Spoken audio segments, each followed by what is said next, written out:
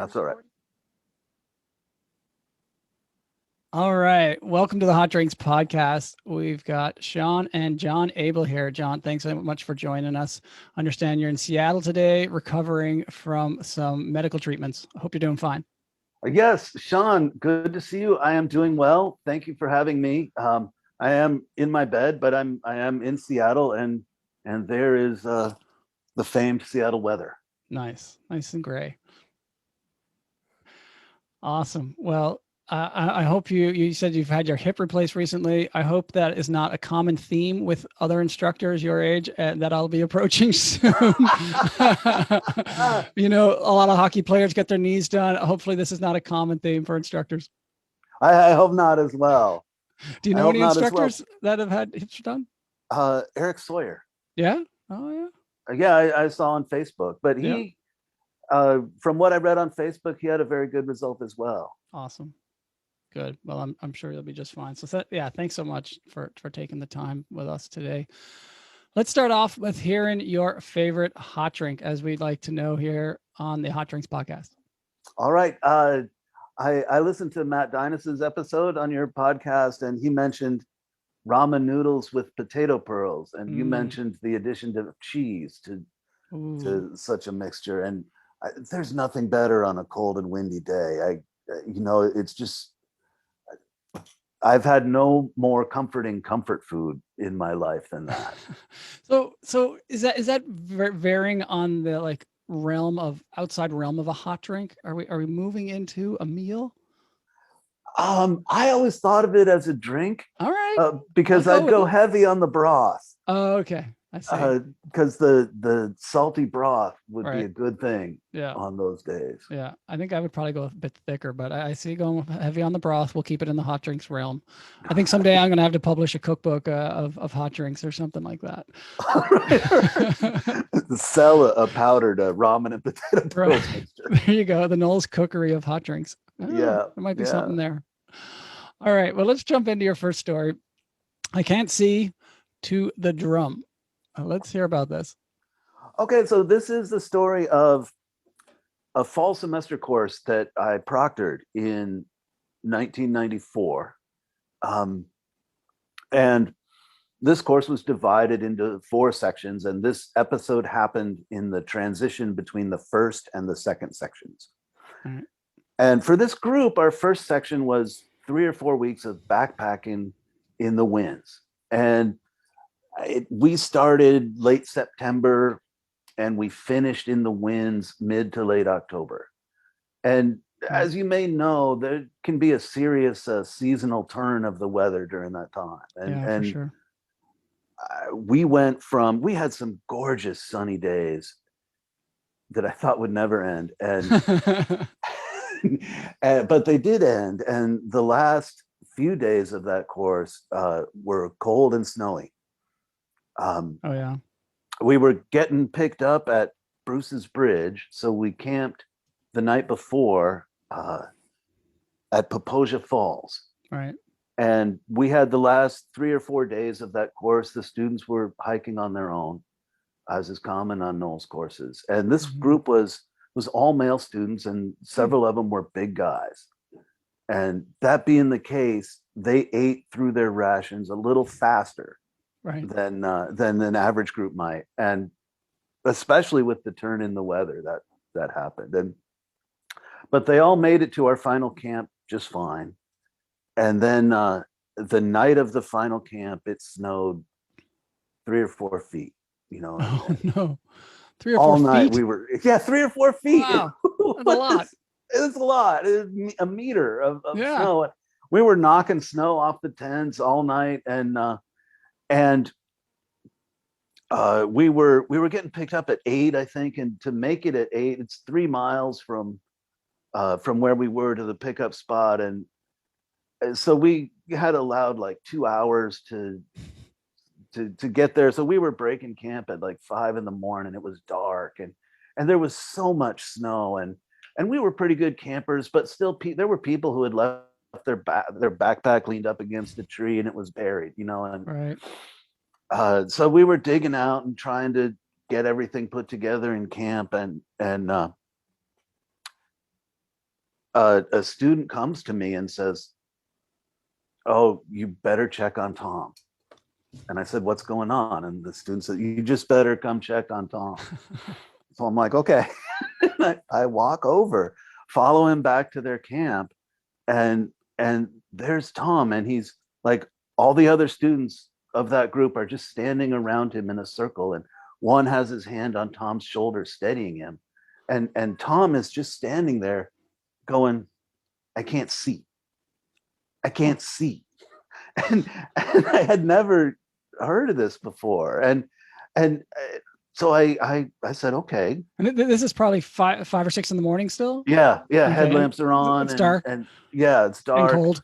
and cold, and he's standing there saying, "I can't see," but he was standing, Right. and his face was not injured. You know, he hadn't sustained a poke in the eye, but everybody was like, was disconcerted by this because he couldn't see, and I was like, this has to be low blood sugar, like given the cold and the running low on food, and so I said, "Okay, does anybody have anything to eat?" And another student reached into his pocket and pulled out a full-size Snickers bar. On the last day. Yeah, that's like it dawned on me that he must have carried this and not eaten it the whole time. And he says, Wow. "John, do you think this would help?" I said, "That's perfect. That's the perfect thing." And so we gave Tom the Snickers bar, and slowly it began to help. But we were still in a medium epic situation, and just trying to get packed and get down the trail. And the trail was like, that's normally a really good trail, but it was full of 3 feet of snow. So all morning we're watching Tom and making sure he's okay, and mostly he's okay, and we're breaking 3 feet of trail, and we're having the students rotate. So his vision's like, starting to come back. Yeah, like he can fend for himself a little bit. He's walking with ski poles. Right. We have an instructor with him, and everybody else is like breaking trail for 100 meters and then cycling back to the back of the line, and it's still dumping snow on us, and slowly the dawn begins to break, and the snow abates a little bit as we get down to the lower altitudes where the pickup is. But it was harrowing. We were low on food, right, borderline hypothermic, and fighting a pretty serious physical fight to get down the trail. And eventually we get picked up, we get to the bus, and the bus takes us into town. And semester transitions are always unique in what happens to the group. But the students come and they turn in all their gear, and then they have a couple of hours to wash their clothes and make phone calls and stuff. And so we got back fine. We turned in our gear. Eventually we started to warm up, and then we had time off until dinner. And dinner was in the Noble Hotel, and you remember the dining room there. Yeah. Sometimes there'd be multiple courses at once. And so I remember going into the dining room, or into the Noble Hotel, into the lobby just before dinner. And this was 1994, and people didn't have cell phones, and there was a wall of phone booths in the Noble Hotel. 4 of my students were on the phone telling their families or whoever they were calling that they had just had like the biggest adventure in human history, shopping, and they're 1/3 through the semester. Yeah, shopping to the dawn, and we go into dinner, and evidently there was another group that had been camped up at the climbing area in Sinks Canyon, and they had to come out too because of the volume of snow. And they had found our tracks, and our tracks had saved them, 2 or 3 hours of breaking snow. And like, they stood up and thanked our students in our group for breaking snow. And now all of our students are just like, yeah, we're bad. And they're all like, they're swaggering in their seats in the dining room. And right after dinner, we go to meet the climbing instructors. And I'm How's the proctor. how's the vision with the Tom at this point? He's doing well at this Okay. point. Like Is he I normal? think, yeah. Okay. Like I think blood sugar was his problem. Wow.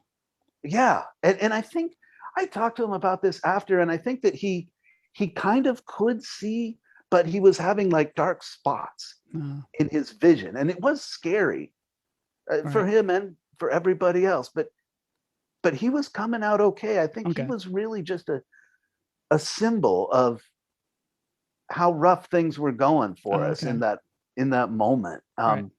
Okay, sorry to interrupt. Back to the. That's all right. You finished the meal. And so we finished dinner and we go into the Noble Hotel conference room to meet the climbing instructors.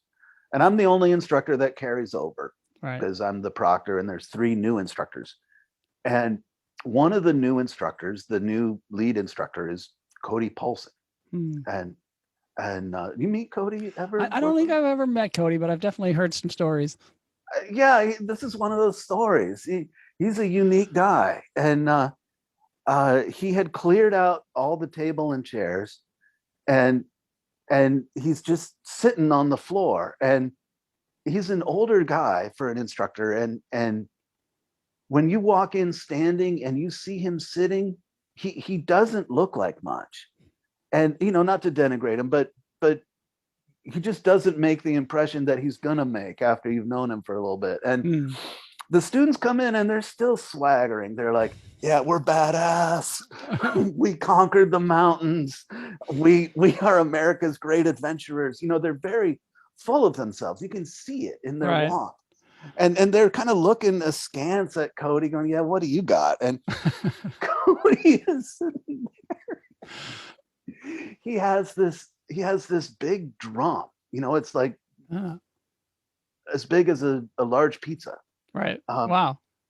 And the students come in, and once they're all in, he's like, okay, I understand you had an adventure getting out of the mountains today. And the students like, adventure doesn't even begin to tell, like the students are all like, yeah, we did. And Cody said, okay, I want to shift our focus to climbing.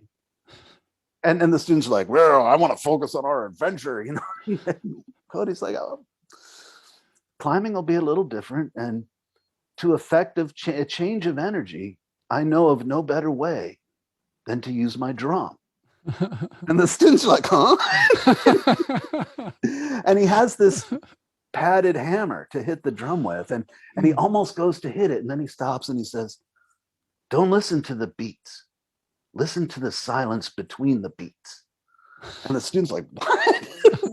And what are you thinking at this point? Do you know Cody well, or are you just kind of with the students here?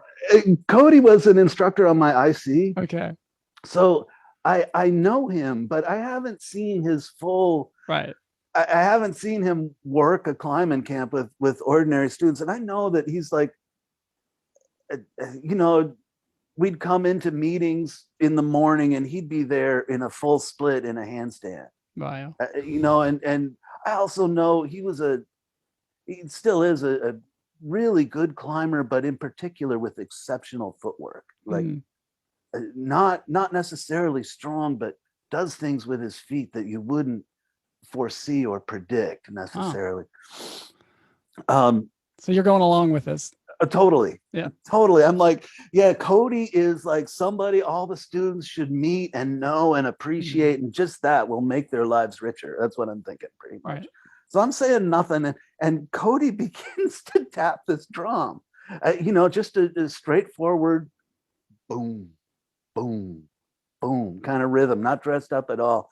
And at first it's very soft, and the students are still just confused about what's going on. And gradually Cody starts to hit the drum harder and louder and a little faster. And he keeps getting louder and faster until finally he's like hitting the drum with incredible athleticism, just uncoiling his whole body into the drum, going wham, wham, wham. And it's so loud. It's like being at a concert. Like, it's so loud you can't talk. And you got to wonder if people can talk in the adjacent rooms of the hotel.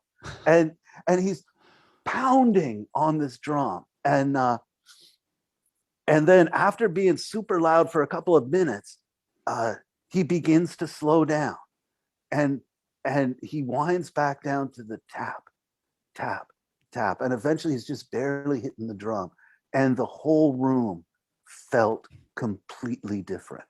Wow.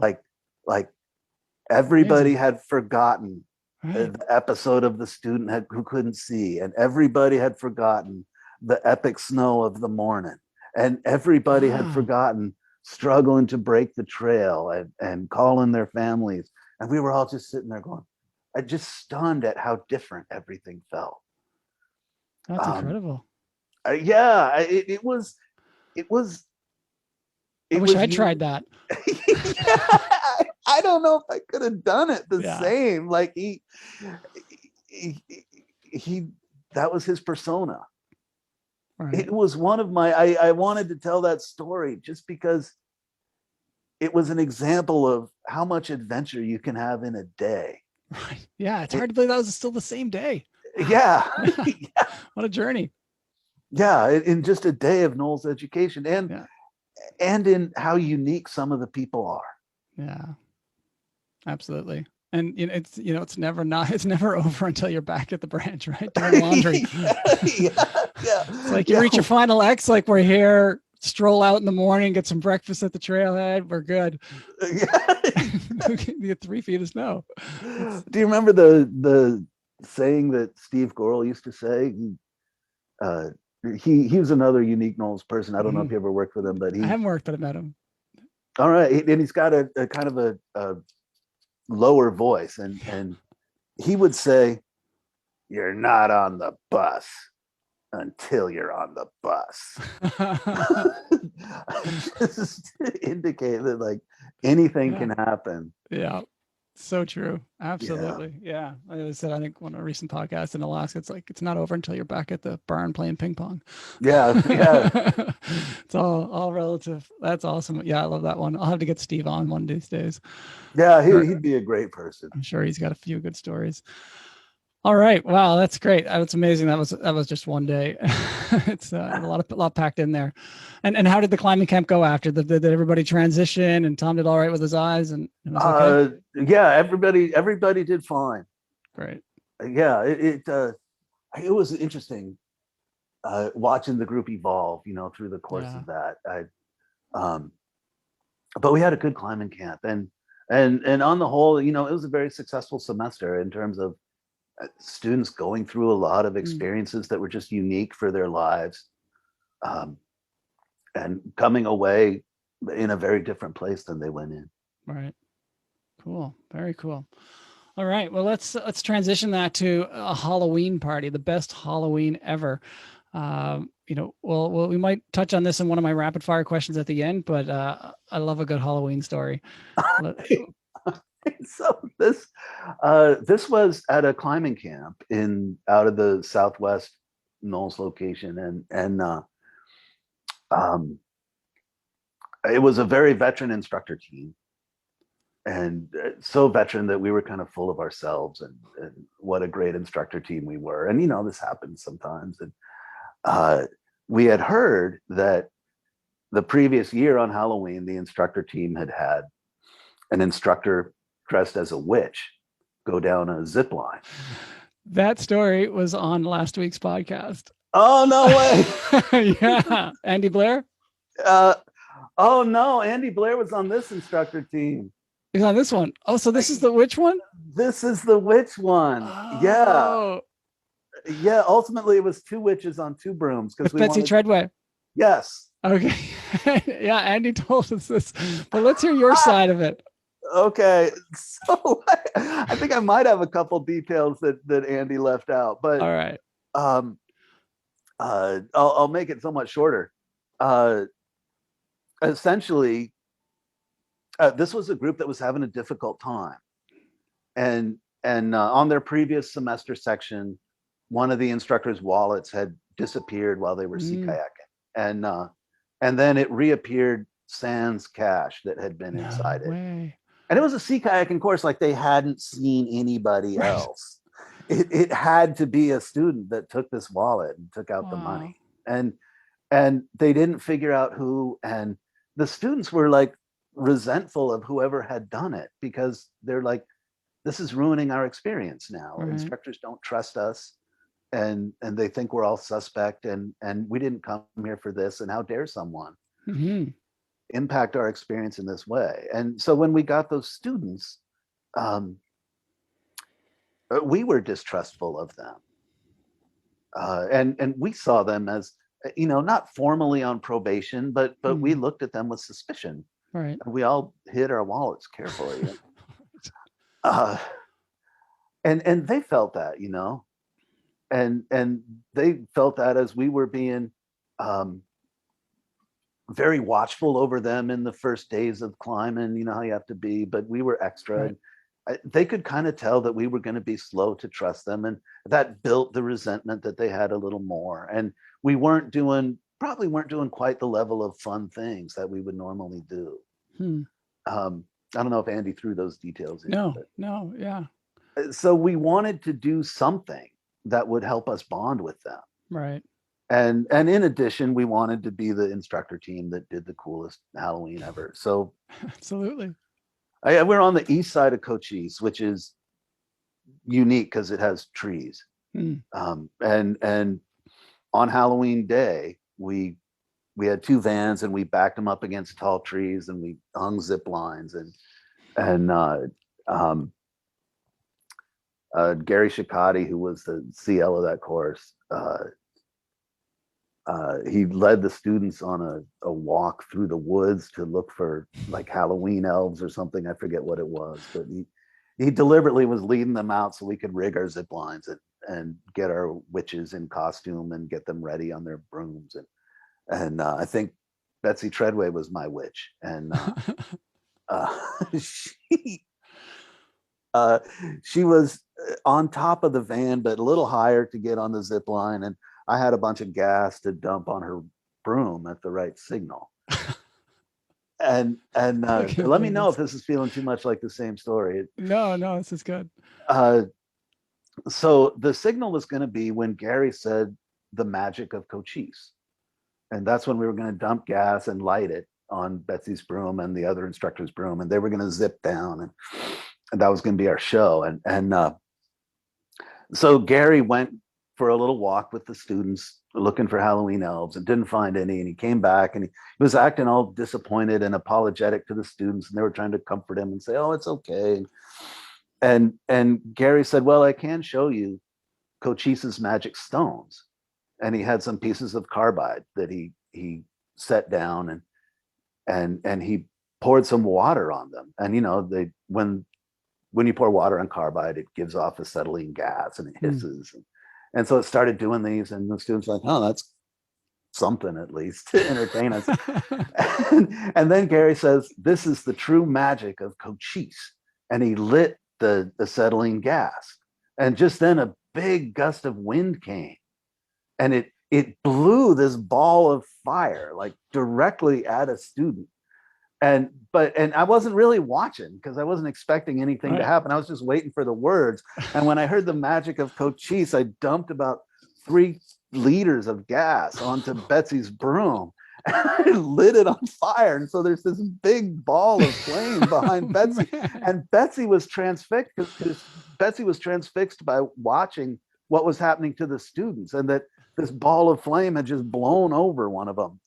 And he ducked and got out of the way of it for the most part. But she was just watching, and there was this big ball of fire that I had just lit behind her, and I was like, Betsy, go, go, go.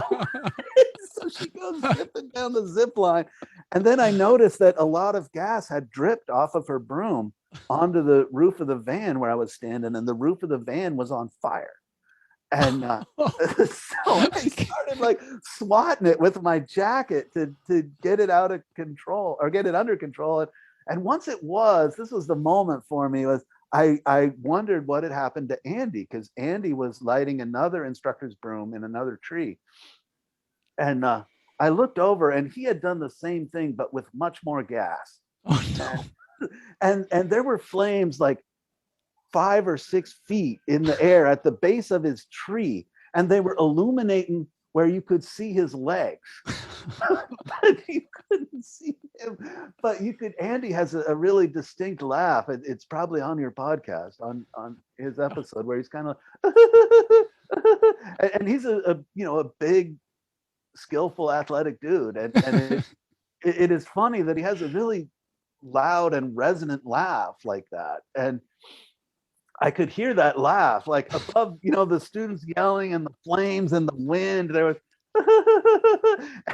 and so I jumped off the van and ran over and started trying to put out the fire of the base of Andy's tree.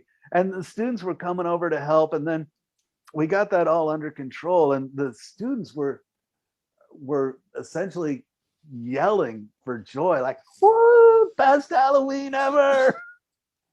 I thought they were just been so confused. I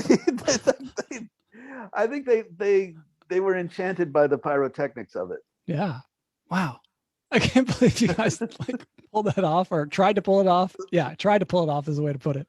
And with the fire on the van and the fire on Andy's tree, and then Betsy's broom was still on fire, and then the other instructor, I can't recall her name just now, her broom was still on fire, and the carbide was still burning. So there were basically 5 unplanned fires in our camp. Wow. Yeah, it was a memorable moment. So there was no long-term damage to gear or body? No. Maybe a few singed hairs? A few singed hairs on the one student. And I think Gary felt guilty about it because it could have been potentially worse. Right. And the thing that could have been worse was lighting the carbide, like right as the wind blew onto a student. Right. Wow. Yeah. Andy did preface that story by saying, if you're working for Andy and the school at this point in time and tried something like this, you probably would not be working any longer. So It's like, this happened a long time ago, and don't try it today. Yeah, I don't need that preface because I'm not still working at the school. That's but right. It is true. Yeah. Wow. The shenanigans we used to get up to, especially back then. I never heard anything quite like that. That's taken it to another level.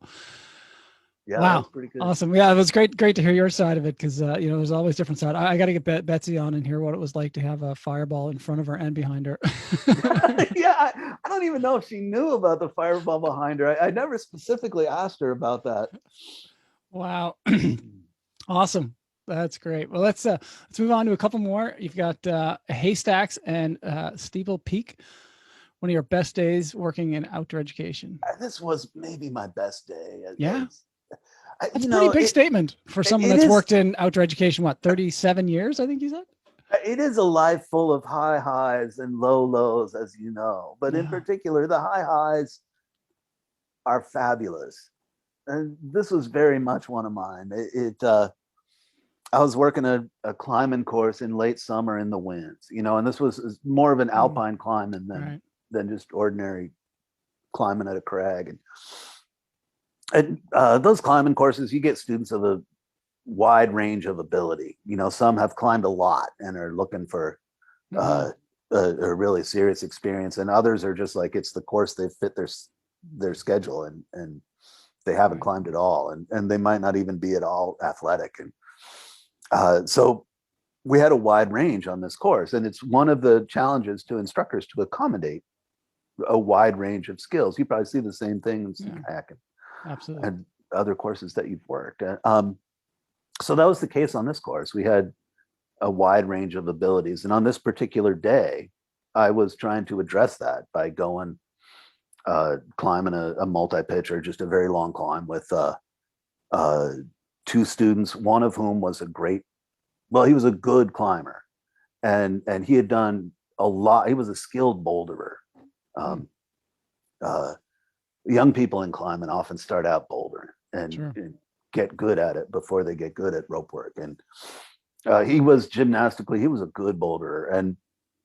And my other student had never climbed and wasn't particularly athletic or even comfortable being outside. It was just something that he'd wanted to do for whatever reason. And so I thought we would go climb a route on Haystack that's kind of lower fifth class, and the student that was a good boulderer would get a chance to practice leading on gear, and my other student who wasn't particularly athletic would get to go on a multi-pitch climb. Right. And so we climbed a route on Haystack, and it went straightforward. The good climber student led pretty well, and the other student had the adventure that I was hoping that he would have. And then there were a couple moments that happened. The first memorable one was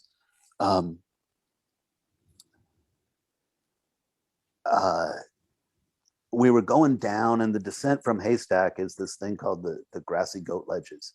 And it's a path that is comfortable if you're a fifth class climber.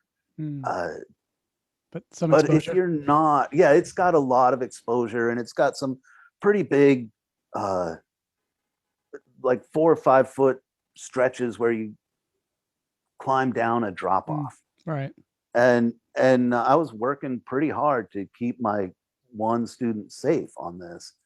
And we were having a disagreement about going down these steep sections that I wanted him to face in so he could see where his hands and feet were going, and he could use his toes. And he felt comfortable facing out, as novices often do in this situation. And they're pretty exposed. And there was one particular spot where he really wanted to face out, and I was telling him to face in, but I had a pretty good spotting stance, and I was a little tired of him pushing back on this particular point. And so I'd let him do it his way. And sure enough, he came off. Wow. And I had a really good spotting stance. And for not quite a second, but it felt like a long time, he was in free fall.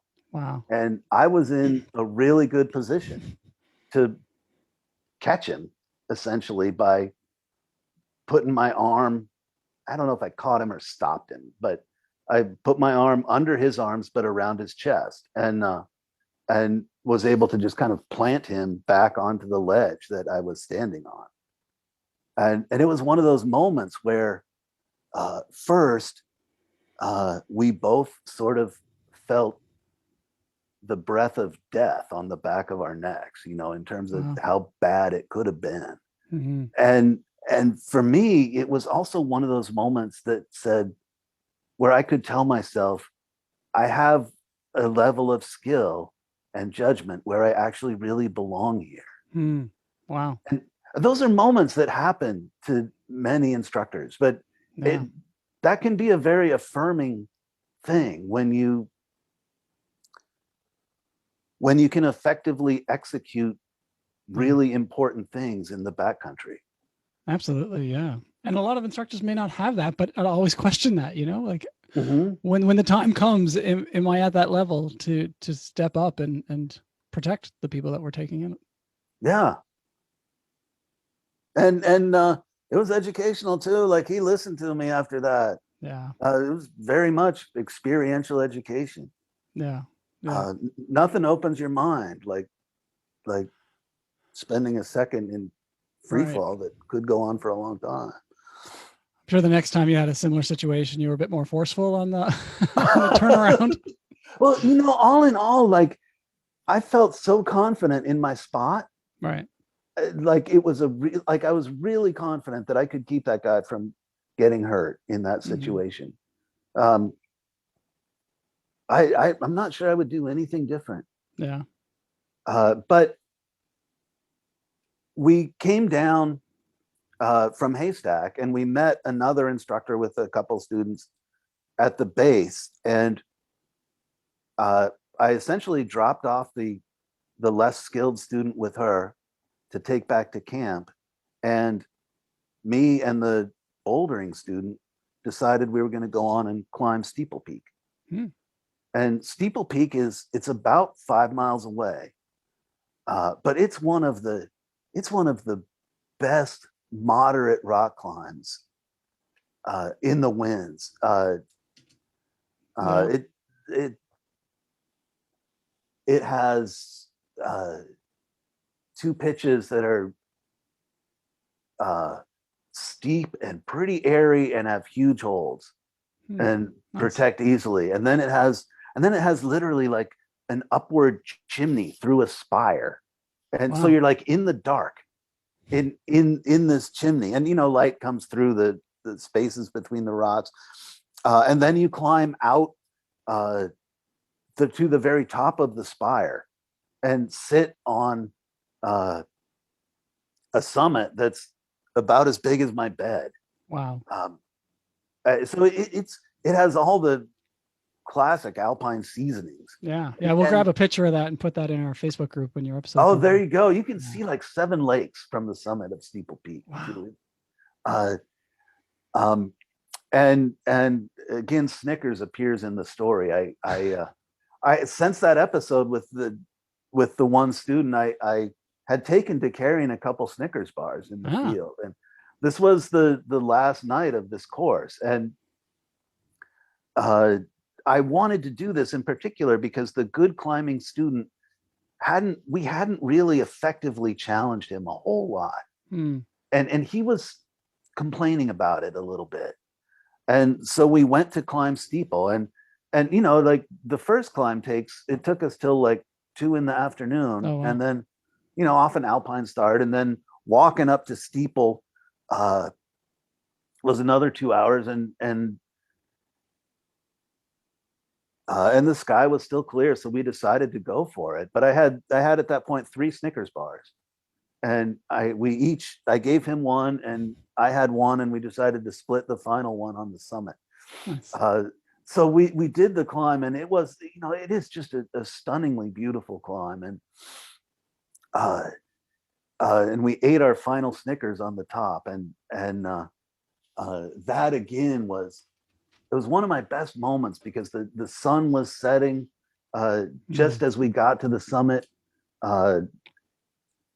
It was a super adventurous and strenuous day. And I felt like I had been both a good educator and a good climbing guide throughout the day. And the spire climb went well, and he felt challenged. Oh my God, yeah. and it's when you're in it's really airy, and he, being a boulder, had never felt that kind of air. And you can kind of feel it on Haystack, but not really. At Haystack, when you're climbing Haystack, you're more appreciating the view. But when you're climbing Steeple, you're feeling the air underneath you. Right. And it takes a conscious mental effort to focus your mind to make effective climbing moves when you feel that air under you, especially if you haven't done it before. Right. And that was the experience that he had, I think. Nice. That it was so astounding. Yeah. That he had to focus at a level that he hadn't necessarily in climbing before. And then as you climb up the inside of the spire, the wind comes whipping through there because it's a tall spire. There's not a lot around it to block the wind, and so it is also a full-on alpine experience, although the climbing again is moderate. Yeah. Nice. And did you get down before dark? No. Like the sun was setting, we were on the top, and coming down from Steeple is also several rappels and a scramble. And the scramble was pretty serious. Like it took a lot of work on both our parts. Wow. And we got back to camp like at midnight that night. No way. Yeah. The rest of the crew must have been sending out some searches for you. They must have been really worried. I had told them that I might do that. Yeah. And they had just been like, yeah, okay. But I hadn't said, if I decide to do this, I'm going to come back at midnight. and I had dropped off the one student with another instructor and told her, yeah, we're going to Steeple. So they knew. But none of us really realized that. I mean, we sort of realized that was the night we were supposed to write evaluations. And You had a lot of work to do that night. Yeah, I was the lead instructor. You just blew it off. Yeah, I pretty much did. But honestly, like I felt good about that too, because I chose to be in service of the students instead of the paperwork. Yeah. Yeah. That's amazing. That's what the kind of the quote that says, what is it? Don't let the education get in the way of the learning. Yeah, there you go. And yeah, they're on a climbing course. He doesn't want you sitting around doing paperwork that night if an opportunity like this comes around. So wow, Yeah. good for you. And I'm sure it all got done eventually, and eventually got some sleep. Yeah. And it made the course for that one student Yeah. too. Yeah, I'm sure he has fond memories of that. And it's like, one of those things on a climbing trip like that, or on a climbing course, when you're off, it's not like they're not back by midnight, they must be lost. It's like there's a lot of things that could go on. Yeah. Lost being probably the best thing. Yeah. Wow. That's really cool. Yeah, you must have been coming in high off of that course and ready to take on anything. I'm high just telling the story, to be truthful. Yeah, that's great. Do you ever keep in touch with him? No. Yeah. It'd be fun to connect someday. It'd be fun to, it'd be super fun to connect. Cool. All right. Well, unfortunately, we're going to transition that into your worst day, because that's the way we like to roll here. Okay. The groover explosion. I don't know. I have an image, but I don't want to have an image. But you're going to paint one for us. What's going on here? First, maybe explain what the groover is. Okay. So this also happened at a camp at Cochise Stronghold. And in later years where this took place, they Can you told just us move your camera down a little. Oh, sorry. There you go. They told us that we needed to use groovers, and groovers are essentially steel boxes, probably, I don't know, half or 2/3 a cubic meter. And you essentially put a toilet seat on top and you poop into them. And they wanted us to use those rather than digging cat holes. So we had 2 groovers for this course full of people. And that's not enough to last a whole course. At some point, you have to empty them. And we had Ashley Wise was the proctor on this course, and he has worked a lot of boating courses, and they take groovers on boating courses. And so as our groovers got full, I started saying, yeah, someone needs to empty these. And Ashley was like, no, watch this. And we'd go out to the groovers and he'd tamp them down and he'd sway them and he'd create a little bit more room, so get them more full.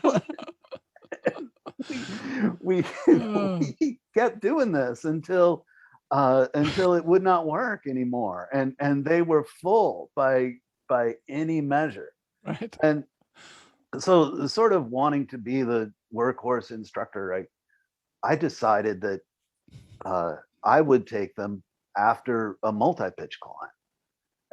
And Coach Shees, you drive pretty far back in there, and there are a set of multi-pitches that you can do that are sort of halfway out already. So I thought, oh, this will be super time efficient. So we loaded up the groovers in the truck and we drove out to the climb, and we did the climb, and the climb took all day, like a little longer than I thought. And then this is halfway through the course?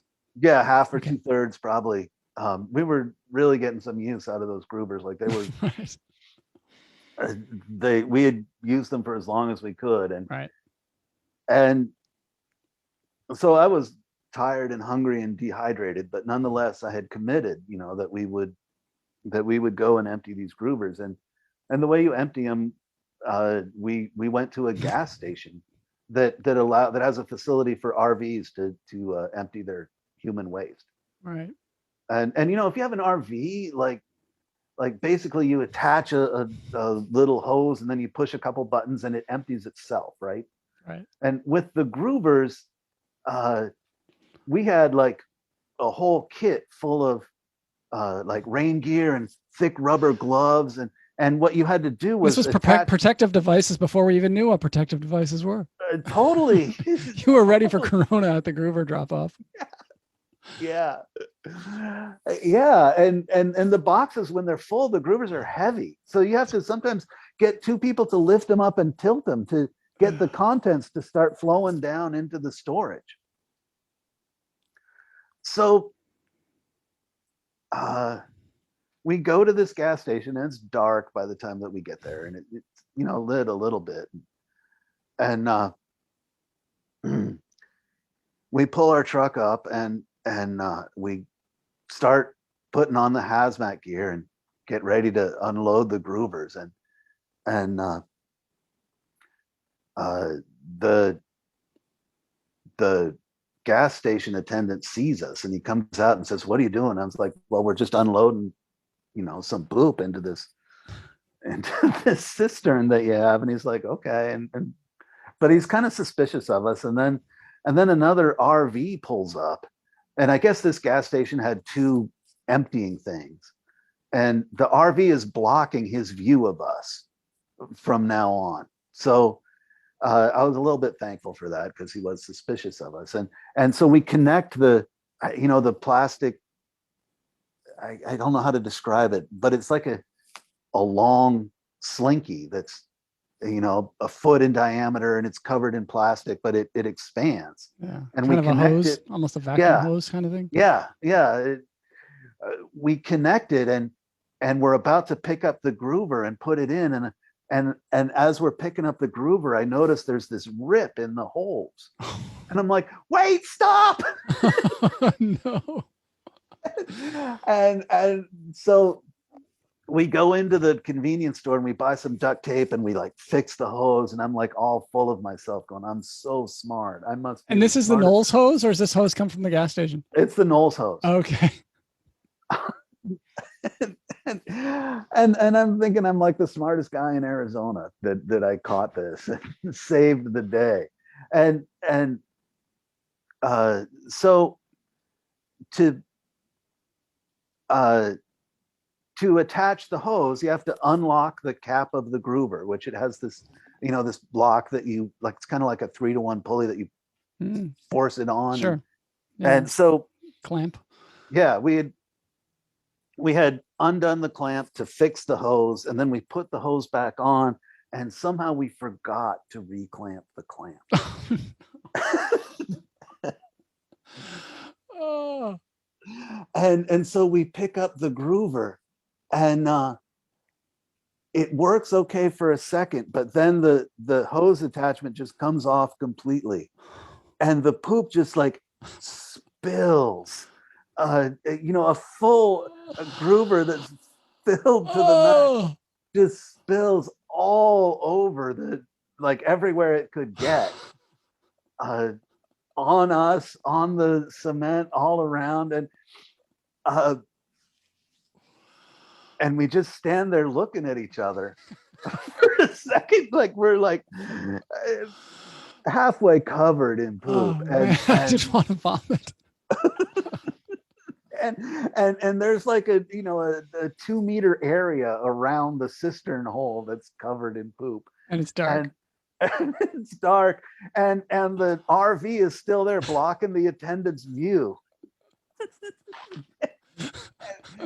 and so the students look at me and they're like, "What should we do?" And I said, pick up the poop and put it in the hole. And like it was the only thing to do. So we all start shoving the poop into the cistern hole. Like we detached the hose and just started straight up putting the poop into the hole. With like your hands or a shovel or what? With our hands. You just like got gloves on? Yeah, we got full thick rubber gloves. No. Good in the glove department. But yeah, we were pretty much well protected with the plastic wear all over our clothes and the gloves. And they had hoods and stuff. Like we were protected, but it was full hazmat.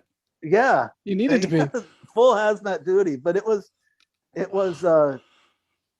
nasty. So we like get done doing all that, and like we take the little water thing and we get all the little traces of poop into the hole with the water, and no one has seen us. The RV guy didn't come around and say, "What you guys up to?" Like, so just as we got it done, and just in the moment that we could be perceived as innocent and ordinary, the RV guy comes walking over, and he has this setup where he just has to push a button and the poop gets suctioned down, and he comes over to us and he looks at us and he says, "This is nasty business, isn't it?" You have no idea. You have no idea. Oh man. Uh, You survived it though? Survived it. Yeah, we basically, like, all the shit covered hazmat stuff, we threw it out in the garbage can at the RV place. We or at the gas station. It was one of those places that had showers for truckers, it was off the Oh interstate. yeah. And so I bought everybody a shower. That was nice of you. It was the only sanitary thing to do. And then I was like, you guys just please don't call your parents right now. Wait another week. Let me take on a multi-pitch or something. Yeah. Yeah, because if they called their Wow. parents, like, their parents are gonna call the branch or call Right. NOLS and be like, yeah, my son was covered in poop. I wanted to intercept that from happening. Right. Uh, I give you a shower, you give me all your quarters. All your phones. Wow. That's amazing. So how did it go when you went back? How did the students handle it?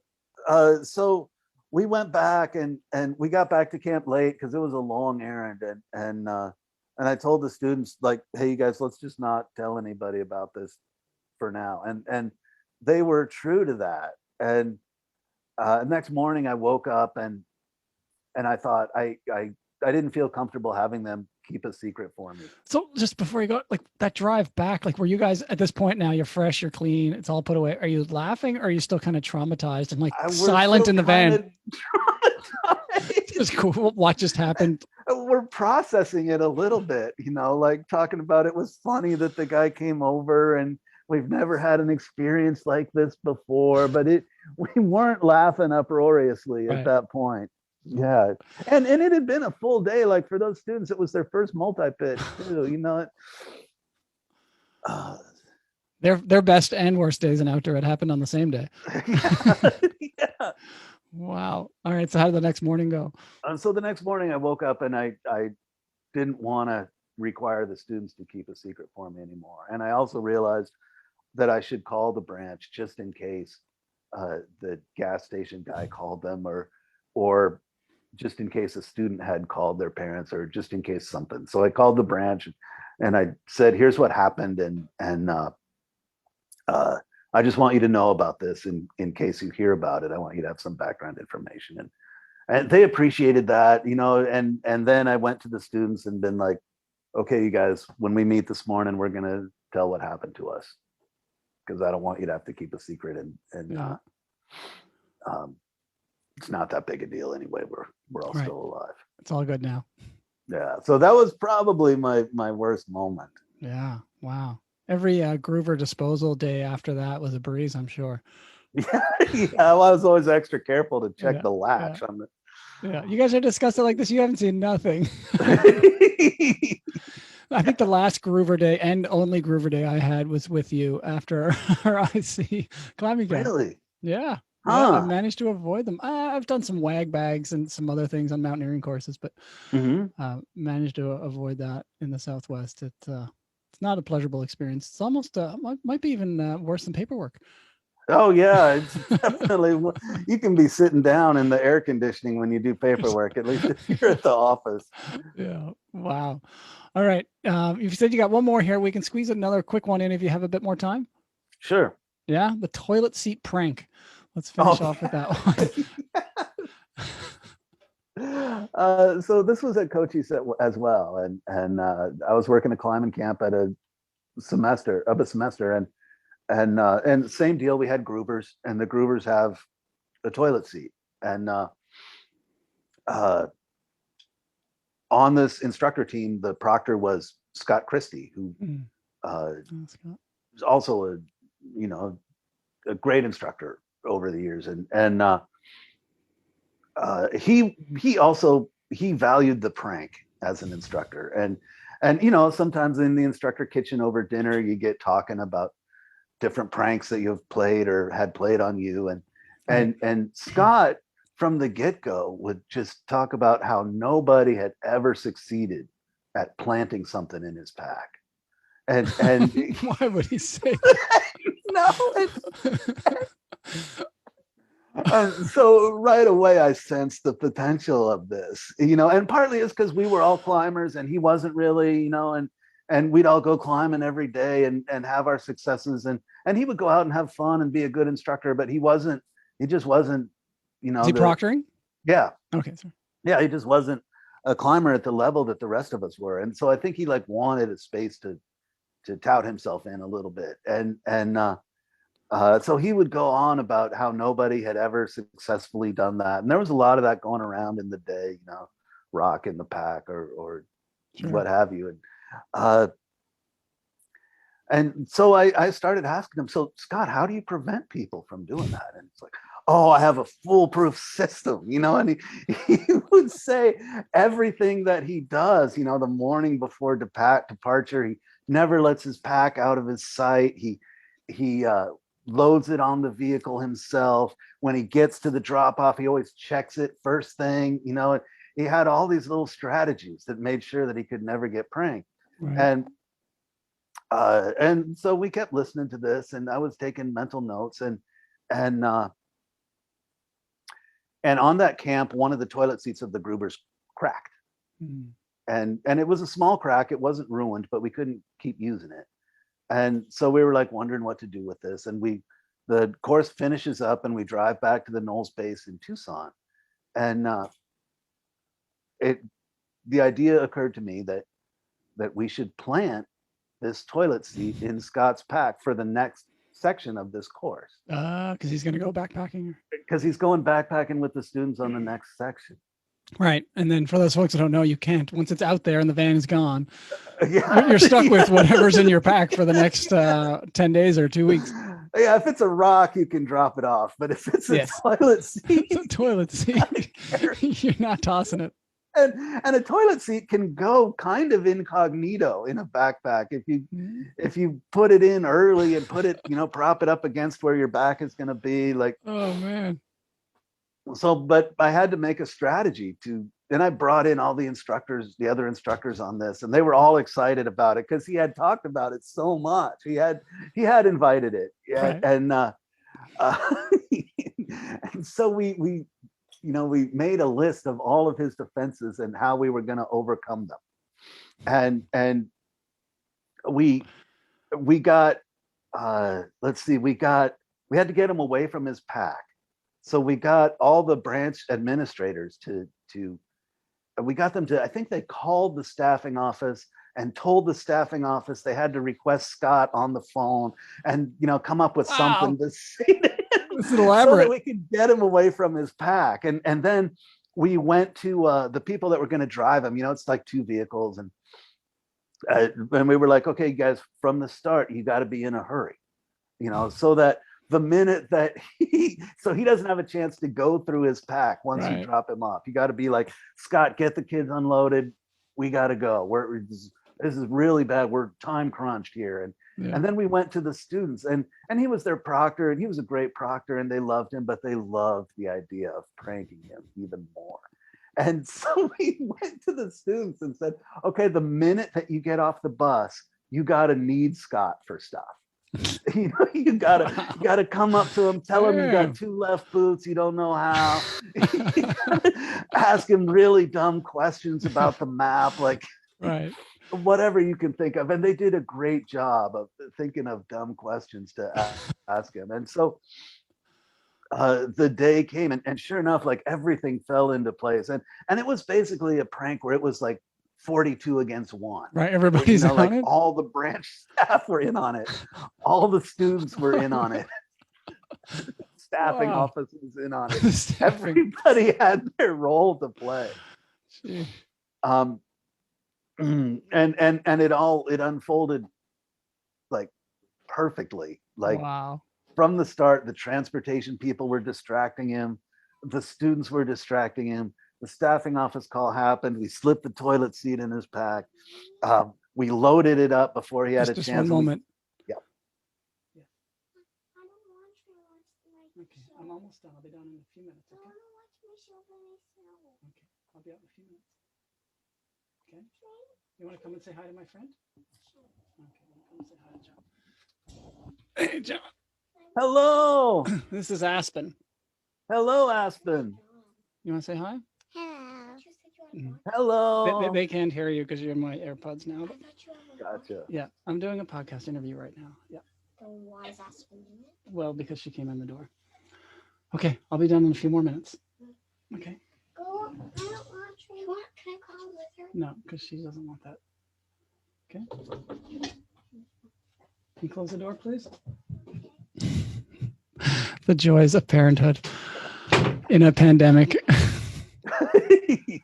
Yeah, I bet that's been an ongoing thing. Yeah. All right. So sorry. The next morning you're at the pack. Yeah, so we pack his pack like way in there, the most difficult for him to get it out, and the last one to come out.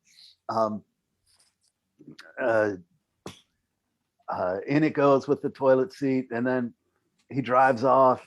He gets to the roadhead. The drivers are like, "We're in a hurry, Scott. Make this happen, quick, quick, quick!" And the students are coming up to him, going, "Which way is north?" And just asking him the dumbest questions, like, "If there's snow, will the map turns white? Do the cattle guards wear a uniform?" Like the whatever silly question they can think of, and he's just befuddled. And the vehicles drive away, and suddenly the students are fine. Like they're like, "Yeah, we're good." And they hike off to their X.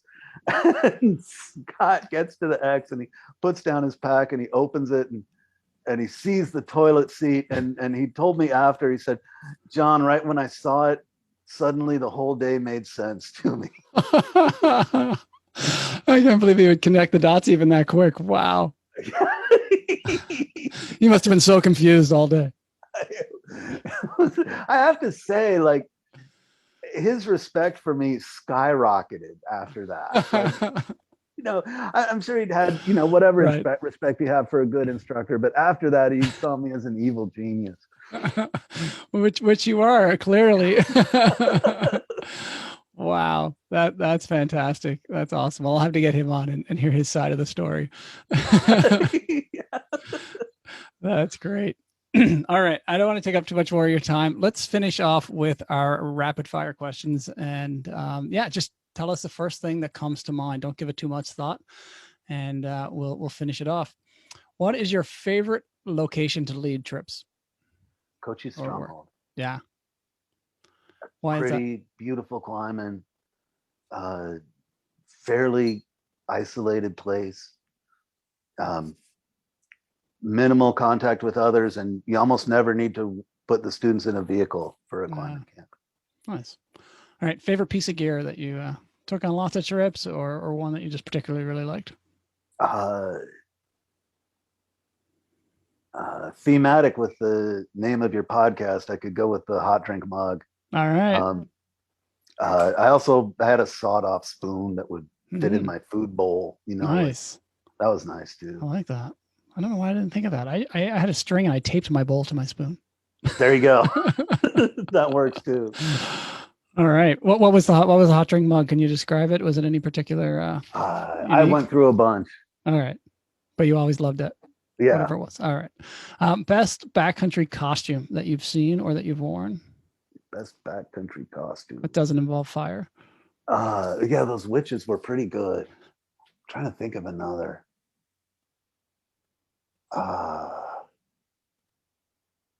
Pete and Molly Absalon went as a king and queen. And I think, what did they wear for crowns? They had something long and cylindrical. It might have been a bear canister, but I don't know how you did fix that to your head. I don't remember exactly what they did, but they looked so good as a king and queen. All right. Yeah. King and queen. I haven't seen those before out there. All right. What did you like the most about working in outdoor education for so long? Oh God, everything. It's a tie between maybe it's not a tie. Maybe it's really just the interactions with the students. To be a part of people's value forming experiences. Uh, Yeah. Yeah, it's was amazing. yeah, I always say it's really neat that we, on these trips get to be a part of, monthly, yearly, we get to be a part of someone's, unforgettable experience. And then we move on to someone else's unforgettable experience. And what a privilege that is. yeah, and it's also, they when they come to a course, not only do they have an unforgettable experience, but they see a way of life in adulthood Mm, that is really can be really attractive, and it makes them open a little bit more to the infinite possibilities of adulthood. right. Yeah. That, you saying that, I totally hear what you're saying, but you just brought back a memory of a story that you told me. I think it was when I was probably working in Lander, about your first house and coming back from a course on your first day in your new house. Do you remember this? Yeah, I do. The plumbing didn't work or something? Yeah, that house had plumbing problems, and it wasn't the plumbing; it was the water. Um, the water was on a well, and the motor in the well that would raise up the water to the house Right. had problems consistently because the quality of the water in the well was bad, and so the motor was consistently shutting down, and especially if you weren't consistently running water through the well, as I wasn't when I was in the field. So yeah, when I came home from my first course as a homeowner, I came home and didn't have water and had to go dig a hole and poop in my yard. It's like, yeah, you skipped out that one when you were talking about adulthood and a new way of life. Yeah. That's always the joke on courses too. Students say, "Oh, when I have to poop when I get home, I'm going to dig a cat hole in the yard." Yeah. Like, well, that's not a joke around here. Yeah. All right, last question. If you could go back to any one location and share a hot drink in the field, where would it be? Um, the hot drinks I enjoyed the most were at Split Rock, which is a climbing area. Uh, on days when, like, it can get really cold there, too cold to climb sometimes, and the hot drinks in the cold in the instructor kitchen in Split Rock were very enjoyable for me. Nice. Awesome. Man, John, this has been a blast. I really appreciate you taking some time to chat with me. And, the highlights of these podcasts are just the laughter I get to share with a friend. And I bet they are. you're a great storyteller. And, man, I appreciate you coming on. And I'm sure you've got a plethora more in your bank there that I'd love to have you on again sometime soon. Sean, I've really enjoyed this as well. And cool. Again, thank you so much for doing this. Yeah. I think you're doing a great thing with this podcast. Cool. Thanks. I appreciate that. All right. I won't take up any more of your time, and I'll see if my kids are still alive. All right. I'll let you know when this comes out. It'll probably be probably 3 or 4 weeks, but I'll let you know for sure. And hopefully your healing goes well and you take care of yourself. All right. Thank you again, Sean. I really appreciate this. No problem. We'll talk soon. All right. All right. Bye-bye. Bye-bye.